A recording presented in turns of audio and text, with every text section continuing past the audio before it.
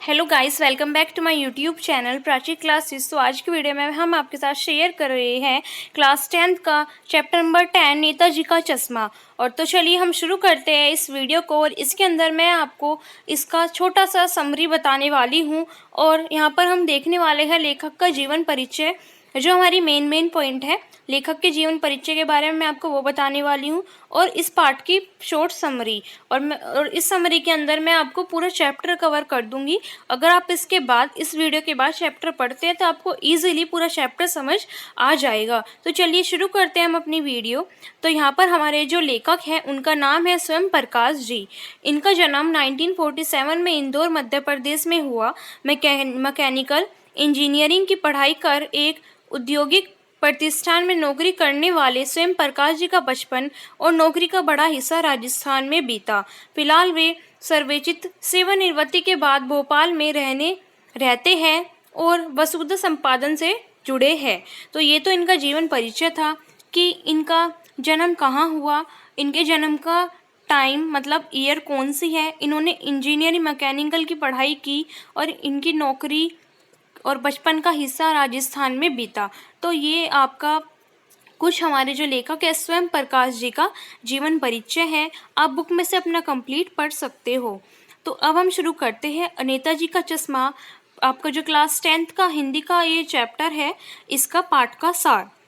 एक कंपनी में कार्यरत एक साहब अक्सर अपनी कंपनी के काम से बाहर जाते थे। हालदार साहब एक कस्बे से होकर गुजरते थे।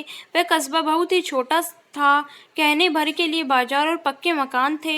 लड़कों और लड़कियों का अलग अलग स्कूल था। मुख्य बाजार के मुख्य चौराहे पर नेताजी की मूर्ति थी। मूर्ति कामचलाऊ थी पर कोशिश सराहनीय थी। संगमरमर की मूर्ति थी पर उस पर चश्मा असली था, चकोर और चौड़ा सा काला रंग का चश्मा। फिर एक बार गुजरते हुए ने देखा तो पतले तार का गोल चश्मा था। जब भी हालदार साहब उस कस्बे से गुजरते तो मुख्य चौराहे पर रुककर पान जरूर खाते और नेताजी की मूर्ति पर बदलते चश्मे को देखते। तो गाइस, जो हमारा ये वाला पैराग्राफ है इसके अंदर इन्होंने बताया हुआ है, जो हमारे हालदार साहब है वो अपनी कंपनी के काम से उस कस्बे से गुजरते थे। और ये कस्बा एक छोटा सा कस्बा था जिसके अंदर बाजार था, पक्के मकान थे, लड़कों का स्कूल था, मुख्य बाजार था और वहाँ के चौराहे पर नेताजी की मूर्ति थी। और वो मूर्ति ज़्यादा अच्छी मतलब नहीं बनी थी, वो मूर्ति काम चलाऊ थी। और मैं आपको बता दूं कि ये मूर्ति बनाई किसने थी। ये मूर्ति बनाई थी मास्टर मोतीलाल ने। कस्बे के जो एक ड्राइंग मास्टर थे मोतीलाल, ये मूर्ति उन्होंने बनाई थी। और इस मूर्ति में क्या खास था, तो जैसा हमारा पाठ का हमारा नाम है नेताजी का चश्मा, तो इस मूर्ति में नेताजी का चश्मा ही खास था। देखो वो कैसे, आपकी जो मूर्ति थी वो संगमरमर की थी लेकिन जो चश्मा था उसके ऊपर वो रियल था। जी हाँ, मूर्ति संगमरमर की थी लेकिन चश्मा रियल था। तो अब हम आगे देखने वाले हैं। तो जो हमारे हालदार साहब उस कस्बे से गुजरते हैं और वो उस मूर्ति पर बदलते हुए चश्मे को देखते हैं, चकोर को चौड़ा सा काला रंग का चश्मा। फिर एक बार गुजरते हुए देखा तो पतले तार का गोल चश्मा था। जब भी हालदार साहब उस कस्बे से गुजरते तो मुख्य चौराहे पर रुककर पान जरूर खाते और नेताजी की मूर्ति पर बदलते चश्मे को देखते। एक बार पान वाले से पूछा कि ऐसा क्यों होता है, तो पान वाले ने बताया कि ऐसा कैप्टन चश्मे वाला करता है। जब भी कोई ग्राहक आता और उसे वही चश्मा चाहिए तो वह मूर्ति से निकालकर बेच देता और उनकी जगह दूसरा फ्रेम लगा देता। पान वाले ने बताया कि जुगाड़ पर कस्बे के मास्टर साहब से बनवाया वह मूर्ति मास्टर साहब चश्मा बनाना भूल गए थे और पूछने पर पता चला कि चश्मे वाले का कोई दुकान नहीं था, बल्कि वह बस एक मरियल सा बूढ़ा सा जो बांस पर चश्मे की फेरी लगाता था।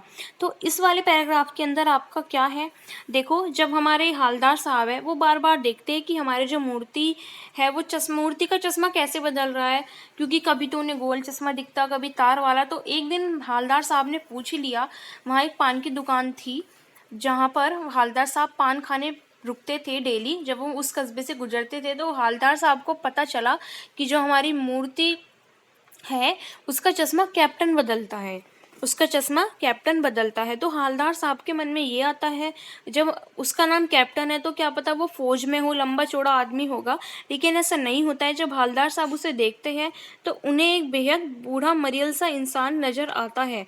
कैप्टन कैप्टन को देखते हैं जब, लेकिन हवलदार साहब अपने मन में ये सोच लेते हैं कि कैप्टन नाम है, क्या पता फौज में हो या लंबा चौड़ा इंसान होगा, लेकिन उनकी सोच से उल्टा ही जब वो कैप्टन को देखते हैं वो पाते हैं। और कैप्टन के पास अपनी कोई दुकान नहीं थी, वो बेचारा फेरी लगाता था, उसकी अपनी दुकान नहीं थी।